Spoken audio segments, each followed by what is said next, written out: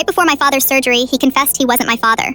My uncle was. I was sitting in the pre-op waiting room at St. Vincent's Hospital when my father asked everyone else to leave. My mother, my sister Bethany, even the nurse who was checking his vitals. He said he needed 5 minutes alone with me before they took him back for his triple bypass surgery. The room felt smaller once it was just us. He was 63 years old, wearing a thin hospital gown, looking frailer than I'd ever seen him. The machines beeped steadily beside his bed. He reached for my hand, and his palm was cold. "Jordan, I need to tell you something. If this surgery goes wrong, I can't die with this secret." His voice was shaking. My father, who'd coached my little league team, who'd taught me to drive, who'd walked me down the aisle at my wedding 3 years ago, looked terrified. "Your Uncle Preston is your biological father. Your mother and I, we're telling you this now because you deserve to know. You've always deserved to know." The words didn't process at first. They just hung in the air like smoke, shapeless and suffocating. Uncle Preston, my dad's younger brother, the one who lived in Seattle, who visited every Thanksgiving, who always brought me the coolest birthday presents when I was a kid, and then slowly faded from our lives after I turned 12. My father, the man I'd called Dad my entire life, kept talking. He said it happened before he and my mother were married, during a brief breakup in their relationship. My mother had gone to Preston for comfort. It was one night, one mistake fueled by too much wine and too much heartbreak. When she found out she was pregnant,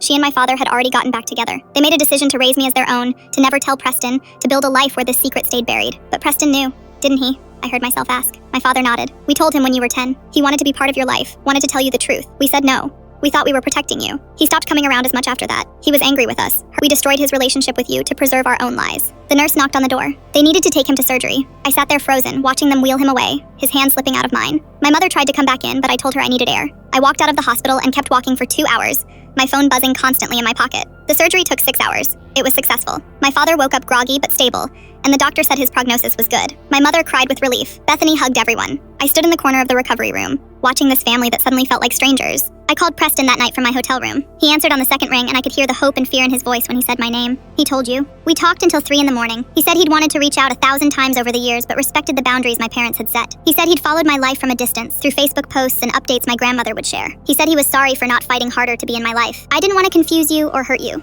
he said, "but I thought about you every single day." That was 3 months ago. I've seen Preston 5 times since then. We get coffee, take walks, share stories about our lives. He's cautious, careful not to overstep, always calling the man who raised me my dad, and never claiming that title for himself. But there's something in his eyes when he looks at me, a recognition I'd never understood before. My relationship with my parents is complicated now. I'm angry at them for the lie, grateful for the life they gave me, resentful of the choice they made, understanding of why they made it. All of it exists at once, contradictory and true. Last week, Preston invited me to Seattle. He wants me to meet his wife, his 2 daughters, my half-sisters. I booked the flight yesterday. I'm building something new from the rubble of what I thought I knew. It's messy and painful and uncertain. But when Preston and I talk, when I see my own gestures reflected in his movements, my laugh echoed in his, I feel something I didn't expect. I feel found.